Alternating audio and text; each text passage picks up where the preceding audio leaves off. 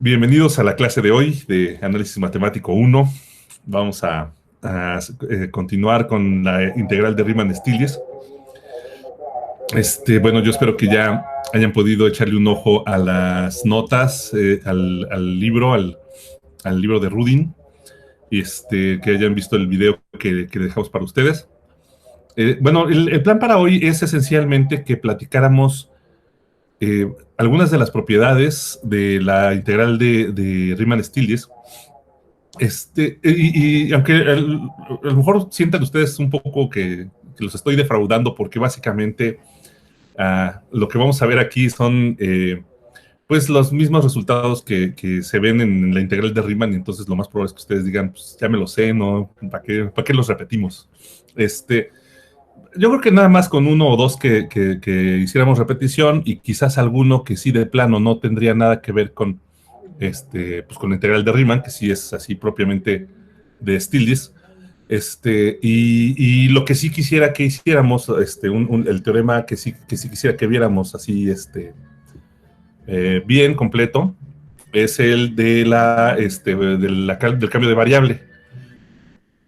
Me parece que su prueba es pues bastante significativa, que es una cosa que vale la pena, ¿no? Que la chequemos. ¿Va? Entonces, en esta clase de hoy vamos a hablar, o vamos a ver sobre algunas propiedades de la integral de Riemann-Stieltjes.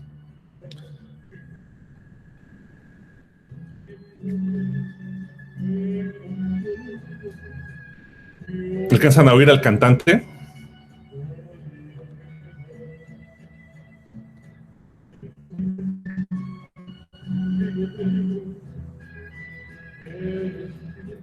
Es que aquí bajo mi ventana se puso a cantar un cantante. Bueno, pues bueno, vamos a tratar de trabajar con estas condiciones. ¿Sale? Bueno, las propiedades iniciales de Riemann-Stieltjes que ustedes pueden apreciar en las notas de Luis, pues las primerísimas son esencialmente las mismas que en la integral de Riemann. Digamos, por ejemplo, para empezar, la propiedad de división de intervalos, es decir, la propiedad de que si nosotros tenemos que, digamos, si nosotros tenemos que A es menor que B y B menor que C, y nuestra función f es integrable en el estilo, bueno, con respecto a alfa, en el intervalo grande, digamos en el intervalo A, C, entonces nuestra función f es igual integrable con respecto a alfa en el intervalo AB y en el intervalo BC.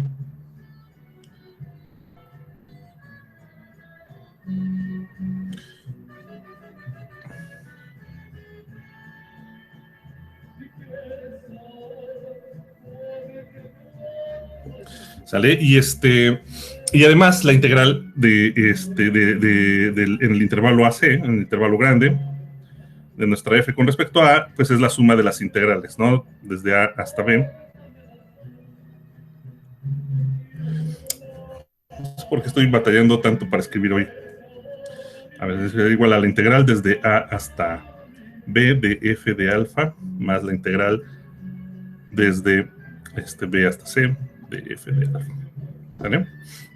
¿Cómo se prueba una cosa de este estilo? Igualitititito que en Riemann, ¿qué es lo que hay que checar? Bueno, formalmente habría que checar, por ejemplo, que digamos, el supremo de las sumas inferiores de f en el intervalo AC, por ejemplo, que es de alguna manera la definición, o es una de las posibles definiciones de la integral desde A hasta C de esta f de alfa, pues que esta suma, ese supremo de las sumas inferiores, pues bueno, también es el supremo de, por ejemplo, sumas, ¿no? De dos cosas en las que cada una de ellas es una suma inferior de la misma función, pero en los intervalos AB y BC, respectivamente, ¿no?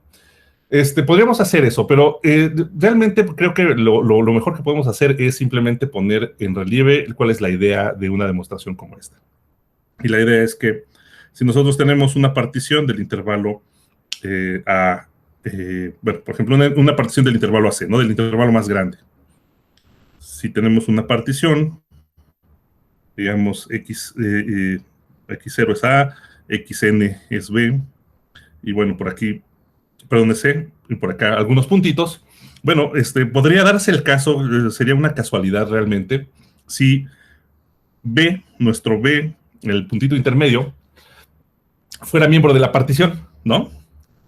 Eso sería una casualidad, pero, y además sería una casualidad afortunada, porque entonces, pues si nosotros restringimos la partición, ¿no? Solo a los miembros de la partición que caen en el intervalo AB, pues tenemos una partición de ese intervalo, ¿sale? Y lo mismo con el intervalo BC. Si nosotros nos restringimos a los miembros de nuestra partición original que estaban en el intervalo BC, pues bueno, también tenemos una partición del intervalo BC, ¿sale? Esto en el caso en el que nuestro B haya sido, afortunadamente, miembro de la partición que nos dieron, arbitraria. Bueno, y si no, pues entonces tampoco es ningún problema. ¿Por qué razón? Pues porque si nosotros, digamos, a una partición P arbitraria del intervalo AC, ¿verdad? Le agregamos a B, es decir, simplemente ponemos a una nueva partición Q que consistiría en nuestro P más el puntito B, pues también es una partición, y además esta refina la partición P, lo cual quiere decir que las sumas inferiores, bueno, que la suma inferior, por ejemplo, respecto a Q, es una aproximación mejor de la integral. Esto es que la suma inferior de nuestra F en el intervalo AC con esta P respecto a alfa, pues es menor o igual que la suma de la misma función en el mismo intervalo, pero con esta otra partición Q. ¿Sale? Y bueno, esta obviamente es menor o igual que la integral de la función desde A hasta C, ¿no? Pero por otro lado, si nosotros nos fijamos, bueno, pues una suma, digamos, una suma inferior, ¿no? De nuestra función f en el intervalo grande, con una partición en la cual B es elemento, ¿verdad? Pues entonces nosotros tendríamos que, si solamente restringimos nuestra suma inferior al intervalo AB, ¿sale? Pues lo que obtenemos es una suma inferior, pero de la función f en el intervalo AB. Y lo mismo si lo hacemos en el intervalo AC, ¿sale? ¿Esto qué quiere decir? Que una suma inferior sobre el intervalo completo, pues se puede ver como una suma de sumas inferiores, ¿no? De sumas inferiores. Una suma inferior en el intervalo B, la otra suma inferior en el intervalo BC, ¿sale? Es decir, esta L no es otra cosa que la suma de la L, es decir, de la suma inferior de F en el intervalo AB, con esta partición Q, con respecto a alfa, más la suma inferior de esta misma función F en el intervalo BC, con esta partición Q, alfa. Bueno, van a ustedes a decir que estoy siendo abusivo, y lo soy, porque esta no es Q. Esta no es Q, sino es otra Q, y esta tampoco es la Q, es una Q', donde la Q' sería los elementos de Q, pero que caen en el intervalo AB. Y la Q' serían los intervalos, perdón, la Q' serían los elementos de Q que caen en el intervalo B, C. ¿Sale?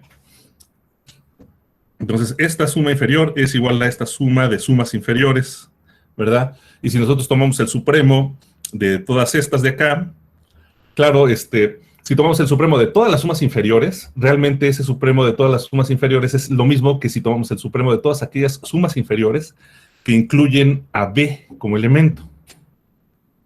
Y por tanto, entonces, ese supremo sería también igual al supremo de esta suma, de estas sumas, y el supremo de las sumas, recuerden, pues es igual a la suma de los supremos, y entonces, bueno, pues el supremo de las sumas inferiores en el intervalo grande resulta ser igual al supremo de, perdón, a la suma de los supremos de estas sumas, cada una en los intervalos pequeños, ¿no? O sea, esa es la idea, pues, de la prueba. Yo, por supuesto, aquí no les estoy haciendo, no se las estoy escribiendo, pues, como debería de ser, ¿no? Como aparecería en el libro de texto, pero pues, nos conformaremos entonces con haber un poco platicado las ideas o cómo es que se ve esto, ¿no? Y si se fijan, la delta de alfa I, las deltas de alfa I, no, ni siquiera las mencionamos, no tuvieron ninguna repercusión aquí, no tenía ninguna trascendencia. Así como la delta XY no se menciona en esta demostración, básicamente más que pues, como para rellenar, o sea, como para cubrir la formalidad, pues aquí lo mismo, la delta de alfa I, pues no tiene eh, ninguna importancia. Bien,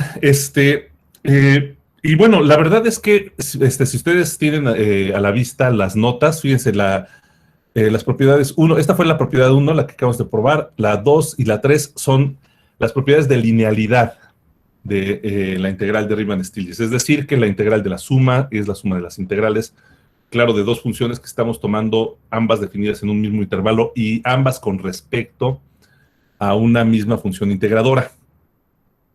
Esto, el argumento para probar eso es igualito, idéntico, pues, es un argumento de sumas inferiores o de sumas superiores, lo que ustedes prefieran.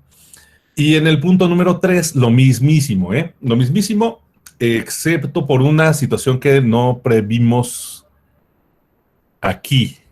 Y es que, ajá, dice, bueno, esa es la linealidad, pero con respecto a una constante, ¿no? Es decir, que la integral de k por f es igual a k por la integral de f.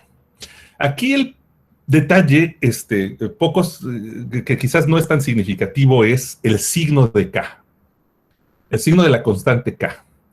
Fíjense ustedes, cuando k es positivo, nosotros multiplicamos por k y los signos se mantienen, ¿cierto?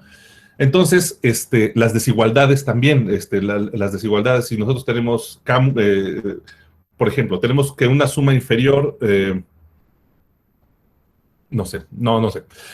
Si tenemos, por ejemplo, un conjunto y tomamos el supremo de ese conjunto, y por otro lado, nos preguntamos ya no por el conjunto, sino por los múltiplos de elementos de ese conjunto. Es decir, por ejemplo, tienen ustedes un conjunto cualquiera, y después todos los números que se obtienen multiplicando a los elementos de ese conjunto cualquiera, pero por 3. ¿No? O sea, como una homotecia de nuestro conjunto. Pues bueno, eso lo hace más grandote y las desigualdades todas son muy, se mantienen sin problemas. Incluso los supremos se preservan o los ínfimos, ¿no? Si nosotros tenemos, por ejemplo, un conjunto A que tiene un supremo S y nosotros le aplicamos esta de multiplicar por 3 a todos los elementos de A, bueno, pues ese conjunto, el 3A, pues también va a tener un supremo, y su supremo va a ser el triple del supremo del conjunto original A, ¿cierto? Sin embargo, si nosotros hacemos esta operación, en lugar de usando una constante positiva, la hacemos usando una constante negativa, todo se nos voltea. Entonces, el supremo ya no vuelve a ser supremo, y ahora va a ser ínfimo, ¿verdad? Bueno, no, ustedes me entienden, o sea, digamos, si en lugar de multiplicar por 3, multiplicamos por menos 3, entonces el supremo de nuestro conjunto, bueno, el nuevo conjunto puede ya no tener supremo, pero lo que sí va a tener es ínfimo, ¿no? Y el ínfimo va a ser menos 3 veces el supremo del otro conjunto. Yo creo que me entienden. Yo estoy asumiendo que sí nos estamos entendiendo.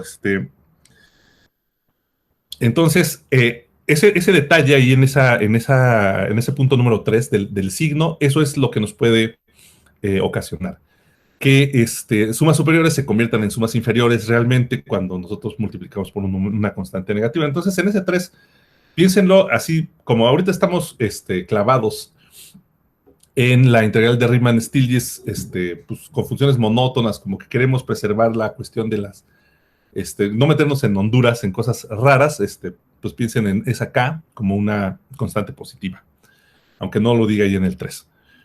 En el número 4, ya lo que tenemos sí es una cosa que tiene que ver con Riemann-Stieltjes, que ya es absolutamente ajena a la integral de Riemann, ¿no? En el punto número 4 lo que tenemos es la integral de una función, pero con respecto a la suma de otras dos funciones, ¿no? O sea, aquí suponemos que nuestra f es, o sea, que nosotros suponemos que nuestra f,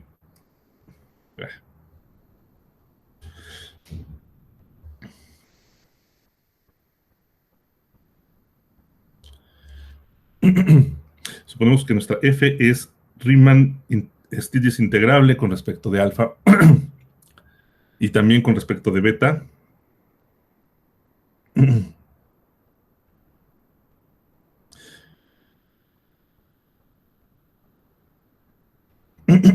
¿Sale? Y entonces lo que se concluye es que nuestra f es Riemann-Stieltjes integrable, pero con respecto a la función integradora alfa más beta, ¿no? Si alfa y beta son monótonas crecientes, pues alfa más beta también lo es, ¿no? O sea que se vale, ¿no? Todo esto, digamos, en el intervalo AB, ¿no? Aquí como que me ahorré escritura, omití que estamos en un intervalo cerrado AB, ¿no? Pero pensémoslo así.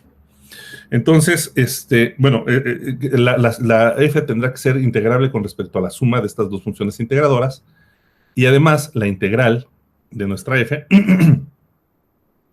equivale, bueno, la integral con respecto a alfa más beta equivale a la integral de f con respecto a alfa más la integral de f con respecto a beta. ¿Sale?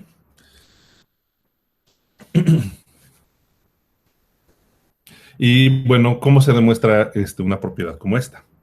Bueno, recuerden entonces que aquí lo que está cambiando ahora pues es la delta, ¿no? La forma de medir las bases de los rectángulos, ¿no? Entonces, por ejemplo, si nosotros tomamos una suma inferior de f con respecto a, bueno, en el intervalo B, déjenme omitir ya el intervalo AB nada más para no estarlo escribiendo, ya vamos, aquí todo va a ser en un mismo intervalo AB, ¿sale? Con respecto a una partición, digamos, P, esta igual también la podríamos omitir porque va a ser una sola partición que vamos a considerar, pero con respecto a la función alfa más beta, ¿sale? Pues tendría entonces la forma siguiente, ¿no? Sería una suma de qué cosas, pues de n cosas, digamos, pensando que nuestra P es x0, x1, x2 hasta xn, como siempre, de los ínfimos que toma la función mi, se llaman esos ínfimos, en el intervalo xi menos 1 xi, multiplicados por la delta, pero esta es la delta de alfa más beta i. Y nada más tenemos que recordar quién es la delta de alfa más beta, ¿no? Delta de alfa más beta, digamos, i, pues sería lo que resulta de aplicar la función alfa más beta en xi y restarle lo mismo, pues, la función alfa más beta en xi menos 1, ¿cierto? Que también se puede escribir como alfa en xi menos alfa en xi menos 1 más beta en xi menos beta en xi menos 1, ¿cierto? Y entonces esto es realmente la suma, ¿no? de delta alfa i con delta beta i, ¿sí? Entonces, si me permiten regresar hasta acá, continuar esta expresión, o más bien escribir una expresión equivalente a esta suma, sería así: la suma desde 1 hasta n de mi multiplicado por delta alfa i más delta beta i. Y bueno, pues con propiedades de distributividad, ¿no? Del producto y separando sumas, pues lo que nosotros tendríamos es pues la suma desde 1 hasta n de mi por delta alfa i, más la suma igual desde 1 hasta n de mi por delta beta i, que son pues las sumas inferiores, ¿no? Es la suma inferior con respecto a alfa, ¿no? Digamos de f en p con alfa, más la suma inferior de f con la misma p, pero con beta, ¿no? Con respecto a beta. Entonces, una suma inferior para esta función es simplemente una suma de sumas inferiores, respectivamente con alfa y con beta, y bueno, pues ya tomando supremos adecuadamente, se verifica la igualdad que queríamos ver, ¿no? A ver si me permiten, voy a ver en el chat si alguien tiene dudas, en lugar de seguir. Ajá, sí. Sí, ok. Bueno, Luis Carlos, es pregunta o es afirmación, pero si es afirmación, estás en lo correcto. Sí depende si la constante es positiva o negativa. Aunque bueno, a ver, vamos a hacer nada más una aclaración. En esta propiedad, no la escribí para nada, ¿verdad? En esta propiedad, ¿qué dice? Que la integral de k por f es igual a k por la integral de f. O sea, la propiedad sí se vale, es verdadera. En ambos casos, si k es positiva o si k es negativa, ¿no? Sí se vale. El único detalle es que a la hora de hacer el argumento, pues vamos a tener un poquito que variar las cosas si nuestra K es negativa, ¿no? Si nuestra K es positiva, pues lo que era una suma inferior va a seguir siendo una suma inferior. Pero si la K es negativa, entonces, si tú tenías una suma inferior, al voltear el signo, lo que ahora vas a tener es una suma superior. Entonces, bueno, hay que hacer un poquito ahí de análisis, de un poco más más profundo el análisis, pero correcto sí es. O sea, esa propiedad es verdadera y se puede demostrar. No es que no se pueda demostrar en el caso de que K sea negativo. Sí se puede, solo hay que agregar un poquito más de detalles, ¿no? Eso es lo que quiero decir. Aunque no es lo que dije, ¿verdad? Lo que dije era que, pues, piensen ustedes K positiva, ¿no? Pero no, realmente también se vale con K negativa y hay que agregar un poquito más de detalles para tener esa demostración. Bien. Bueno, pues ahora, ¿qué les puedo decir? Ok.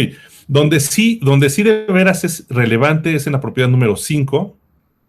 Ahí sí dice, si K es mayor que 0, y entonces F es, Stiles es integrable con respecto a K por alfa.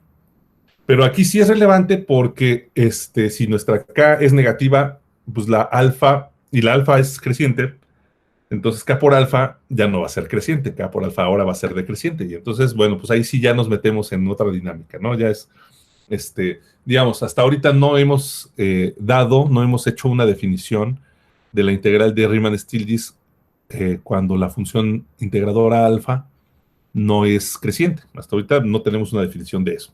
No la hemos hecho. ¿Va? Entonces ahí sí es relevante y los argumentos son muy semejantes a los que hicimos ahorita con la suma. Así es que, pues no, si alguien desea intentarlo, pues adelante.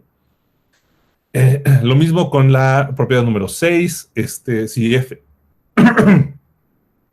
es menor o igual que G, pues las sumas inferiores de F son menores o iguales que las sumas inferiores de G con respecto a una misma partición. Entonces, pues, el argumento es muy sencillito. El problema 7 es también pero no es el problema 7, es la propiedad 7, es una muy parecida a la de la integral de Riemann, ¿se acuerdan? Si nosotros tenemos que nuestra función está acotada por una constante m, ¿verdad? Entonces, la integral de esa función es menor o igual que pues que esa m por la longitud del intervalo. ¿Se acuerdan? En el Riemann sería m por b menos a. Aquí la longitud del intervalo pues es esta, ¿no? Es esto, alfa en b menos alfa en a. Y esa es la longitud porque efectivamente la función alfa lo más que vale es lo que valga en b y lo menos que vale es lo que valga en a, siendo alfa una función monótona creciente, ¿no? Bien, bueno, el 8F por G es Riemann Stieltjes integrable, pues eso ya es una cosa un poquito más complicada, más sofisticada. Y pero se puede probar, pues igual como siempre, haciendo cuentitas con supremos e ínfimos, no las vamos a hacer aquí. Y la propiedad 9, también en esta, pues bueno, lo que tenemos que observar es que la función f está acotada, está dominada por la función valor absoluto de f, y hacer el argumento igualito que en el caso de la integral de Riemann, ¿va? Ok. Bueno, los siguientes teoremas son, pues sí, son muy especiales. También estos ya son más especiales de la integral de Riemann-Stieltjes. En el primero, fíjense, la intención es mostrar que las series, bueno, o al menos cierto tipo de series de números reales, son esencialmente integrales de Riemann-Stieltjes. Es que esta es una cosa que, pues a lo mejor es un poco más artificial en el caso de la integral de Riemann, ¿no? Digamos que si nosotros integramos con respecto a funciones escalonadas, o funciones escalón, bueno, estas integrales pues no resultan ser más que series, que simplemente o bien sumas finitas o bien sumas de cantidades infinitas de términos, ¿no? Entonces, bueno, de alguna manera la integral de Riemann-Stieltjes tiene la pretensión de incluir al estudio de las series, pues debido a que estas son de alguna manera un caso particular de integrales de Riemann-Stieltjes. Aunque yo creo que también podrían ser casos particulares de integrales de Riemann, pero de integrales impropias, ¿no? No necesariamente de integrales propias. Es, digamos, por ejemplo, aquí en Riemann-Stieltjes nosotros estamos admitiendo que las funciones integradoras tengan muchas discontinuidades, ¿no? Que tengan muchos brincos, por ejemplo, que sean escalones, que sean escaleras muy, muy largas, ¿no? Muy elevadas. Digamos, de longitud infinita numerable, ¿no? Mientras que, bueno, en la integral de Riemann, la integral pura de Riemann, pues no, las funciones, digamos, escalonadas solo pueden ser pues un conjunto finito de escalones, ¿no? Es decir, que solo se puede analizar en el caso en el que haya pues una cantidad finita de escaloncitos, ¿no? Eh, eh, Aquí sí se puede, pero de todos modos, o sea, sabemos muy bien que la integral de Riemann clásica pues se extiende en muchas direcciones, ¿no? Por ejemplo, pues en la dirección de las integrales impropias, ¿no? Que si bien la definición clásica de la integral de Riemann es acerca de intervalos cerrados, pues la extensión entonces puede hacerse pues a integrar en intervalos abiertos, a integrar en intervalos infinitos, ¿no? En menos infinito, infinito, en fin. Eh, y bueno, todo esto pues ya lo sabemos, ¿no? Que es pues simplemente recurriendo a límites, ¿no? Esas generalizaciones también se dan en la integral de Riemann-Stieltjes. Por ejemplo, tiene sentido pensar en la integral, digamos, desde cero hasta infinito de una función f con respecto a una función integradora alfa, ¿no? Digamos, monótona creciente, ¿no? De la misma manera que en la integral de Riemann, nosotros pensaríamos a esta como, digamos, por ejemplo, el límite cuando x tiende a infinito, de la integral de 0 a x de f de alfa, ¿no? Estas, pues sí, digamos, obedecen a la definición clásica de la integral de Riemann-Stieltjes y bueno, pues con este truco bien conocido, pues se extiende, digamos, por ejemplo, a un intervalo infinito, ¿no? Bueno, viene después este teorema tan importante, ¿no? Que relaciona o que reduce más bien a la integral de Riemann-Stieltjes a integrales de Riemann puras, ¿no? En el caso especial en el que la función alfa integradora es, además de ser monótona creciente, es una función derivable y con derivada Riemann integrable, pues se puede hacer este sencillo truco, ¿no? La integral de f con respecto a alfa es igual a la integral de Riemann de f multiplicada por la derivada de alfa. Bueno, tampoco lo voy a discutir, pero bueno, se acuerdan que la tarea del día de ayer tenía esta vocación, ¿no? La de demostrar esta ecuación, ¿va? Entonces, bueno, por último, lo que vamos a hacer en esta clase es revisar el teorema de cambio de variable. Pero bueno, antes de eso, ¿alguien tiene dudas? ¿Alguien quiere comentar algo?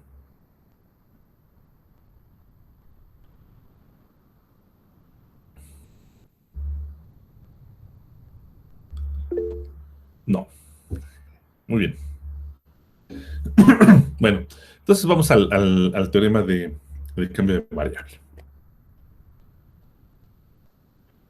Bien, el truco del cambio de variable es igualito que que en la integral de Riemann. Quiero creerlo porque digo que quiero creerlo porque honestamente yo ya, según mis recuerdos, cuando uno hace pues estas técnicas, ¿no? Cuando ya uno empieza a manejar las técnicas de integración, es, pues de repente ya ni se pregunta muchas cosas, ¿no? Dices, bueno, sí, pues voy a integrar, voy a hacer un cambio de variable, ¿no? Y sea u igual a no sé qué y bla, bla, bla. Pero ya no se deja uno de preguntarse algunas cosas, ¿no? Si, o sea, qué tan lícito es hacer ese cambio de variable, ¿no? A veces nosotros, por ejemplo, cambiamos una variable pues por traslación, quizás, ¿no? En lugar de x, cambiamos a x menos 80 por u, ¿no? Es un cambio de variable típico, ¿no? Y eso está genial porque pues, es una traslación. Pero a veces los cambios de variable pues, pueden ser abusadores, ¿no? Pueden ser abusivos. Yo la verdad es que de repente, a mí en cálculo me pasó que de repente, pues ya el nivel de sofisticación de la teoría ya era como suficientemente amplio, ya podíamos usar casi cualquier cosa y ya no nos preguntábamos si se podía o no se podía. Bueno, en el caso de la integral de Riemann-Stieltjes, sí se va a poder, pero no el día de hoy. Como todavía estamos muy imbuidos en la parte en donde las funciones integradoras son monótonas crecientes, pues entonces no vamos a poder dejar de lado este, pues esa intención, ¿no? O sea, si vamos a hacer un cambio de variable, entonces este cambio de variable debería preservar esta condición. Es decir, que si yo recorro un intervalo, pues el cambio de variable me lleve a recorrer otro intervalo, sí, pero también de forma monótona creciente, no que me lo cambie de sentido, no que me lo recorra 30 veces, sino que lo recorra una sola vez y en el mismo sentido. Si se fijan ustedes, en el teorema de cambio de variable que viene en las notas y que también es el que viene en el libro de Rudin, bueno, dice así, dice, eh,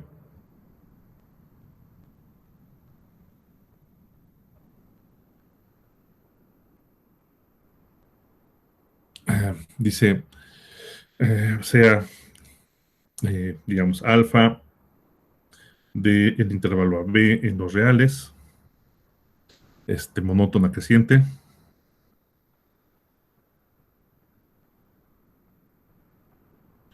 ¿sale? F, una función Riemann integrable con respecto a alfa en el intervalo a, b, ¿sale?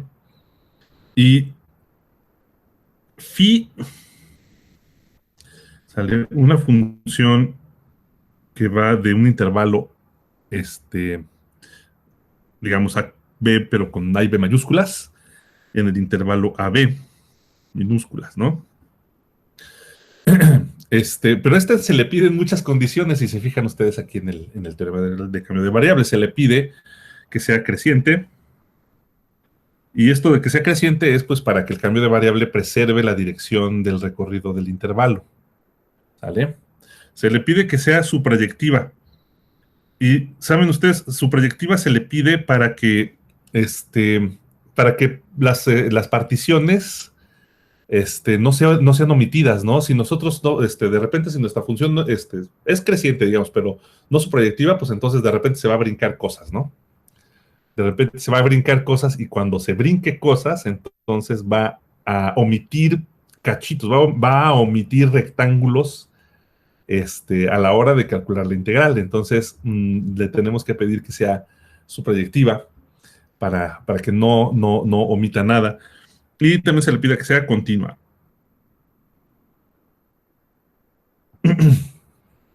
¿Sale?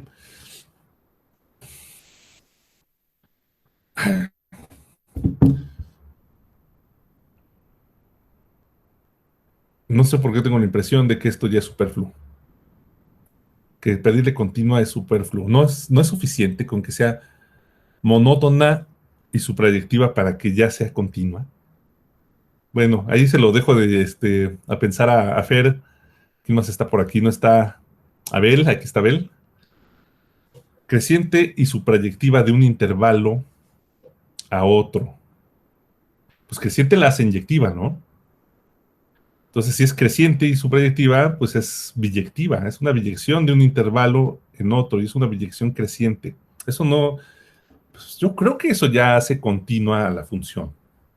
A ver, luego a ver qué opinan, ¿no? Si quieren, piensen un ratito. Va. Pero bueno, el teorema así dice, bueno, y la conclusión es que la composición de phi con f, o sea, primero aplicar phi y luego aplicar f, es Riemann-Stieltjes integrable con respecto a, pues no a esta alfa, sino a la alfa compuesta con phi, ¿verdad? Y no en el intervalo AB minúsculas, sino en el intervalo AB mayúsculas. ¿Sale? Vamos, bueno, ok, eso y la integral de esta nueva función, de esta phi compuesta con f compuesta con phi, no, phi compuesta con f en el intervalo AB con respecto a, a alfa compuesta con phi, es la mismísima integral que la de a a b de nuestra f con respecto a alfa.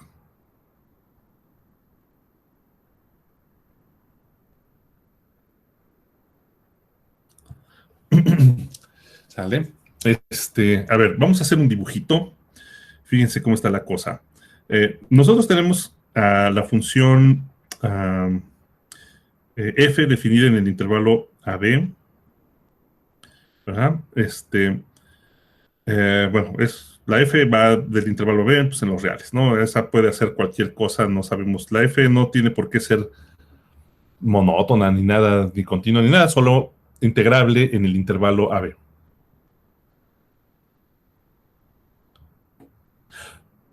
Ah, monótona, tienes toda la razón, monótona no significa, no significa estrictamente creciente, ¿verdad? Nadie le pidió que fuera creciente estrictamente, sí podría ser monótona, pero no estrictamente creciente. Tienes toda la razón. Sí, puede estacionarse en un cachito y luego continuar. Sí, tienes toda la razón. Pero aún así, aunque no sea biyectiva, yo creo que sí sigue siendo continua. O sea que no tiene chance de no serlo. Pero bueno, ok. Entonces, nuestra función f va del intervalo a b en los reales. Y el cambio de variable simplemente lo que hace es cambiar de dominio, ¿no? Es decir, bueno, ya no me gustó el intervalo AB con A y B minúsculas, me gusta más el intervalo AB con A y B mayúsculas, ¿sale? Y nosotros tenemos entonces esta función phi, ¿verdad? Que viene recorriendo suprayectivamente, continuamente, a al intervalo AB con minúsculas, ¿no? O sea, si nosotros recorremos AB, pero sí, si nosotros recorremos de A mayúscula a B minúscula en el sentido creciente, pues las phis van a ir recorriendo también en intervalo AB minúsculas, también en el sentido creciente, ¿no? Sí, efectivamente puede ser que un cachito de este recorrido pues vaya a un solo puntito, ¿verdad? Que se estacione de alguna manera, pero pues no es pero bueno, eso está bien, eso no tiene problemas. Y entonces la situación es, digamos, a la hora de calcular la integral, ¿no? Es que si nosotros tenemos una partición digamos, del intervalo A mayúscula a B mayúscula, ¿no? Un X0, un X1, un X y a XN, ¿verdad? Pues lo que, a donde van a ser enviados estos elementos bajo la phi es también a una partición del intervalo AB. Aunque bueno, ciertamente podría ser que esta partición no sea exactamente biyectiva con esta familia, ¿no? Desde X0 hasta XN. O sea, puede ser que en algún instante esta, ah, esta digamos, el recorrer algún cierto eh, tramo del intervalo A mayúscula, B mayúscula nos lleve en un solo puntito, ¿verdad? Esto sí puede pasar. Pues esto no me gusta que pase, la verdad es que esto no me está gustando, para ser honesto. Yo creo, puede ser que, a ver, pues vamos a ver, vamos a tratar de terminar la prueba en estas condiciones. A ver qué pasa, ¿no? Bueno, entonces déjenme borrar esta parte, yo creo que no me está gustando. Ah, la idea sería mostrar que si nosotros tenemos una suma, digamos, una suma inferior, ¿verdad? Con respecto a esta partición, a estas X1 hasta XN vamos a llamarles P, esa va a ser la partición P, y bueno, esa partición P nos va a inducir una partición P' en el intervalo AB, ¿de acuerdo? Entonces, esto lo vamos a hacer de la siguiente manera. Entonces, la suma, digamos, inferior, que tendría la función composición, ¿no? La phi compuesta con f, con respecto a esta partición en el intervalo AB mayúsculas, y con respecto a la función alfa compuesta con phi, ¿verdad? Pues, ¿cómo está definida? Como siempre, ¿no? Está definida como la suma, ¿verdad?, de los valores, eh, bueno, sería desde 1 hasta n, de los mínimos valores que toma la función en el iésimo intervalo, pero la función, ¿cuál función? ¿Cierto? Preguntaremos, ¿de qué función estamos hablando? Bueno, pues estaríamos hablando de la función phi compuesta con f, ¿verdad? En el intervalo xi menos 1 xi, ¿verdad? Y y multiplicado por la delta, ¿verdad? ¿De quién? Pues eh, igual, de la delta de la composición, ¿no? De la alfa compuesta con phi en el intervalo i, ¿cierto? Esa es la pura definición de suma inferior, ¿no? Pero aquí, el asunto es que, ¿qué valores va a tomar, digamos, si nosotros ya le hemos llamado P' a esta cosa, bueno, no sé, ¿les molestaría que, por ejemplo, miembros de la partición se repitieran? Yo creo que en algún momento yo dije que no, que una partición tendría que ser X0 menor que X1 menor que X2 menor que bla, bla, bla. Y ahorita me estoy arrepintiendo de haber pedido eso. Pues, o sea, ¿cuál podría ser el problema con que se repitan?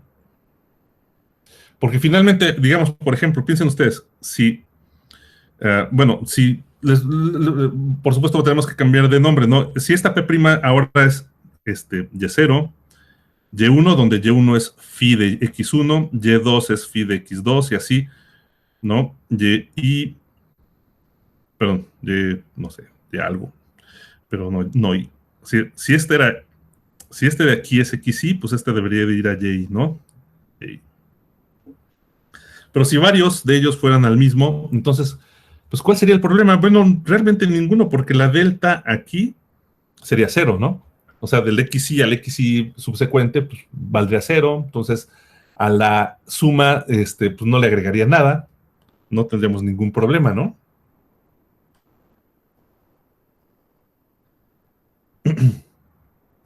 Entonces, bueno, a ver, entonces, ¿cuál es el punto? El punto es que los ínfimos de f en phi sub i, ¿verdad? Esto sería entonces el equivalente, pues ¿cómo se calcularían? Bueno, pues como los intervalos, digamos, el intervalo xi menos 1 xi, ¿verdad? Bajo la phi va a ir a dar al intervalo yi menos 1 yi, ¿sale? Entonces, los valores que tome la composición en estos puntitos de este intervalo serán exactamente los mismos que tome la función, pero ya no la composición, sino la función f en este intervalito, que va de y menos 1 a y, ¿cierto?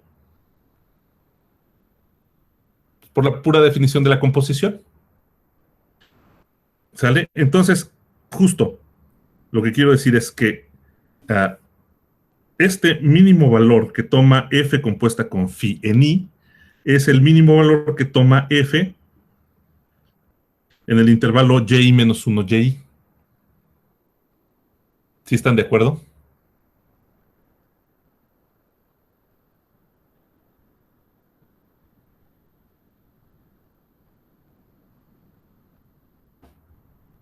Esto se vio raro.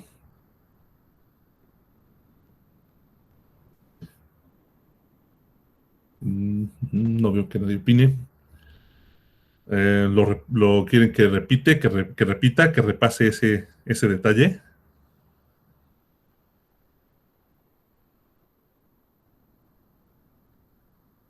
Sí me están oyendo, ¿verdad? Ok, a ver. Entonces,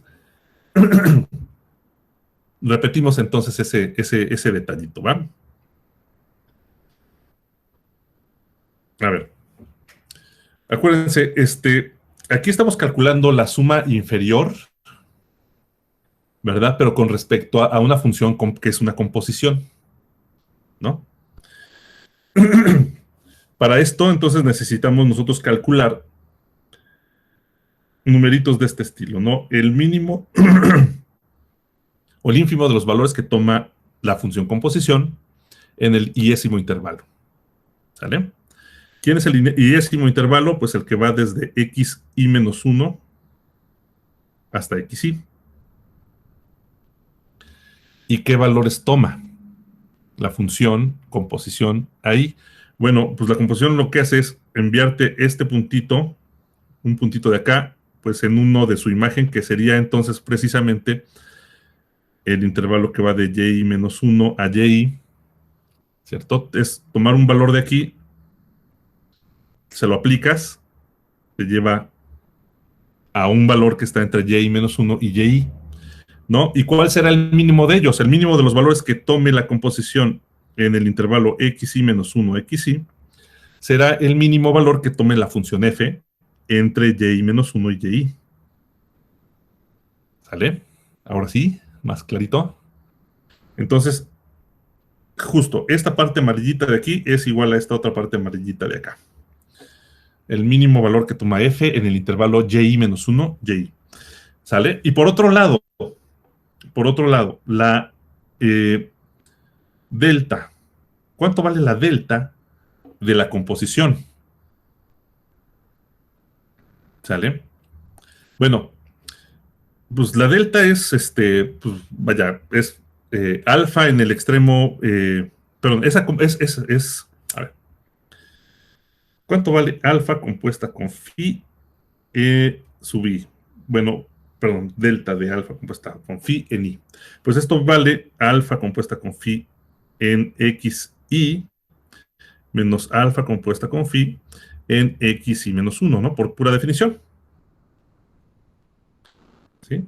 O sea, esto es lo que valga alfa en phi de xi menos lo que valga alfa en phi de xi menos 1, ¿cierto? Pero phi de xi es y, ¿no? Y phi de xi menos 1 es y menos 1, ¿cierto? Entonces, esto es justamente la delta, ¿verdad? Alfa i.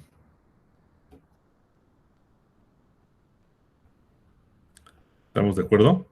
Entonces, esta verdecita de acá es lo mismo que delta alfa i. Y bueno, pues sumamos desde 1 hasta n. Y si se fijan esto, perdón, si se fijan esto, no es otra cosa que la suma inferior de la función f en el intervalo, perdón, con la partición P', ¿no? La partición P' que se obtiene aplicando la phi a cada uno de los elementos de la partición X1, P, de X1 hasta Xn, en el intervalo AB minúsculas y con respecto de la función alfa. ¿Sale? O sea, la moraleja es, sumas inferiores de la composición son equivalentes a sumas inferiores de la función. Y lo mismo ocurre con las sumas superiores. Así es que, pues el supremo de unas sumas inferiores será igual al supremo de las otras sumas inferiores.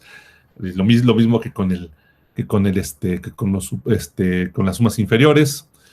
Y bueno, y ya, o sea, realmente todo el chiste fue que hubo una correspondencia entre estas dos, ¿no? Entre las particiones del intervalo eh, AB con A y B mayúsculas y las particiones del intervalo AB con A y B minúsculas, ¿no? Hay una correspondencia entre estas particiones, ¿no? Porque pues, de la manera, inversamente también, ¿no? Si nosotros tenemos una partición del intervalo AB con A y B minúsculas, quiero decir lo siguiente. A ver, otro colorcito. Ah. Si nosotros tomamos una partición de este intervalo, pues nada más regresando a los miembros de la partición, ¿verdad? Nosotros tenemos una partición del intervalo AB mayúscula, ¿no? Bueno, a lo mejor esto es un poco exagerado, ¿verdad? Porque lo mismo, ¿no? Puede ser que la función sea constante en un tramo, ¿no? La función phi sea constante en un tramo. Y a lo mejor si regresamos un puntito, no regresamos en un solo puntito, lo regresamos en muchos puntitos, pero por ser monótona la función, pues entonces la estaremos regresando en todo un intervalo, ¿no? Y bueno, pues eso no sería un gran problema porque nosotros podemos incluir a los extremos de esos intervalos en la partición, ¿no? Podríamos tener dos extremos y bueno, pues esos dos extremos tendrían que ir justo al mismo puntito, ¿no? Bajo la función phi, por la continuidad.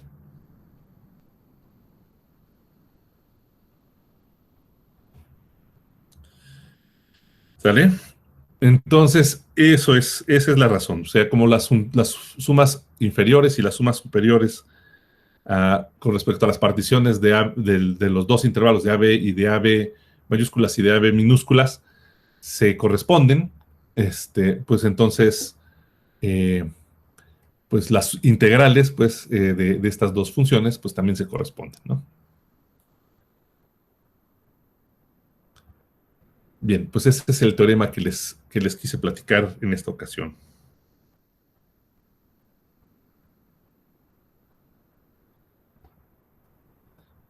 Claro, la prueba muy bien escrita la pueden encontrar en el libro de Rudin.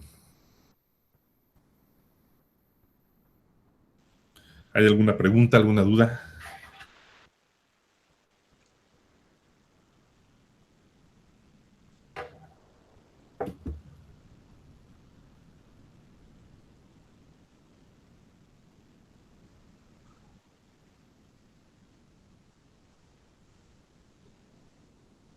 No, nadie tiene preguntas. Mm,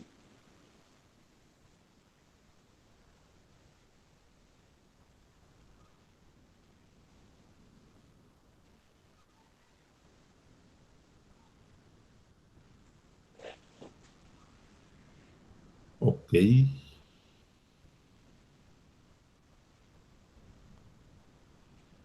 sé que yo también creo que es continua por ser creciente. Ah, sí, sí, sí, ¿verdad? Este asunto, pero de que si eso no es continua, si eso la obliga o no a ser continua. Pero no está fácil la prueba, o sea, no se ve que sea muy fácil, ¿no? A ver, pues vamos a intentarlo. ¿Qué les parece? Pues ya que estamos aquí. Tenemos una función continua, perdón, no, continua no. O al menos no vamos a suponer que lo sea. Nada más estamos suponiendo que es suprayectiva y que es creciente. ¿Sí? Y pues queremos ver que es continua. Si tenemos por aquí alguna X, quisiéramos ver pues que la preimagen perdón, un X y un abierto por acá. No, no, no, no. No me está gustando hacer esto. Déjenme, es más bien al revés, ¿verdad? Tomemos una X por aquí. Y fijémonos en phi de X.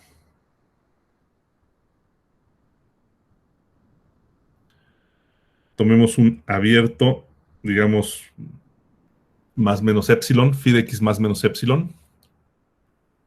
¿Sale? Y quisiéramos encontrar un abierto, una vecindad abierta de X que caiga en esta vecindad, ¿cierto? ¿Están ustedes de acuerdo? Yo creo que sí se puede entonces, fíjense, porque, miren, pues tomen cualquier cosa que esté por aquí y cualquier cosa que esté por acá. O sea, cualquier cosa dentro de la bola esta y regrésenlas. Ah, ándale. ¿Qué tal si se regresa aquí, verdad?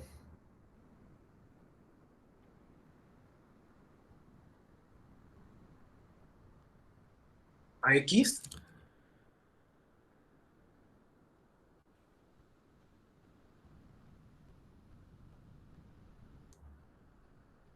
No se puede, ¿o sí?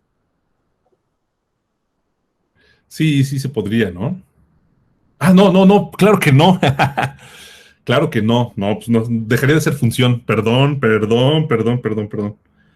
No, o sea, la X ya iría a phi de X y a esta cosa rojita, ¿no? Claro que no se puede. Tienes toda la razón. No se puede. Ah, bueno, entonces estoy en lo correcto, ¿no? Este, por ser su proyectiva, alguien tiene que venir a dar aquí, ¿verdad? Por ser creciente, no puede ser alguien después de X, tiene que ser alguien antes que X. Y por ser función, no puede ser X. ¿Están de acuerdo? Entonces vamos a llamarle Z.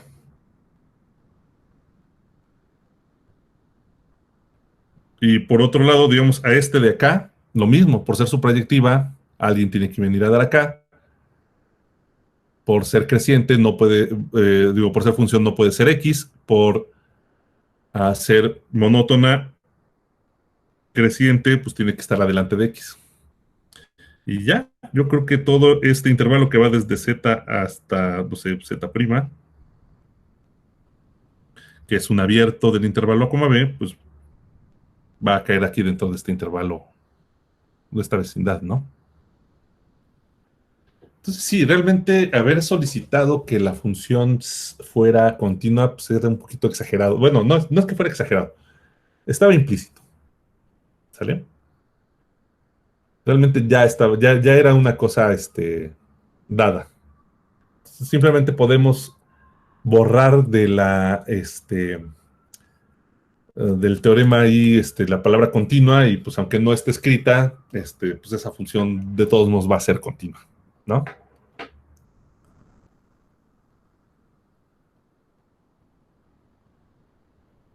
Bueno, pues ok, en fin, ¿tienen dudas, preguntas? ¿Quieren que veamos alguna otra cosa? ¿Que platiquemos sobre alguna otra cosa?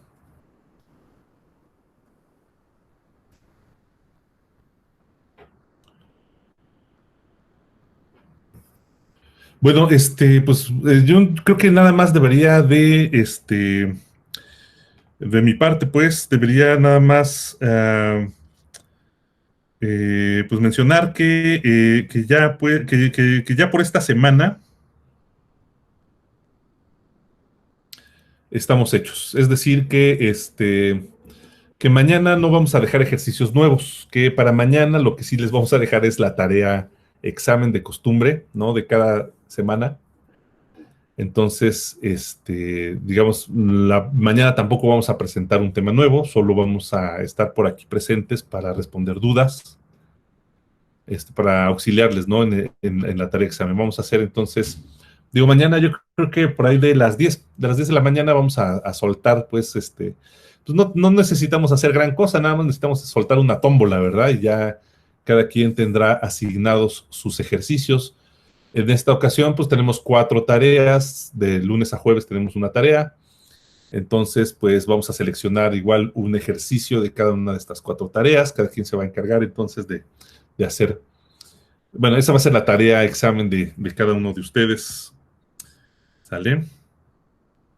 Y pues para entregar el domingo, ¿no? El domingo, ¿en qué horario, Fer? ¿Te acuerdas en qué horario pusimos la vez pasada la entrega? A las 19 horas para que esa hora abriéramos las actividades de lunes. Exacto, muy bien. Sí, exacto, a las 19 horas para que en ese mismo momento se publiquen las actividades del lunes. Eso es.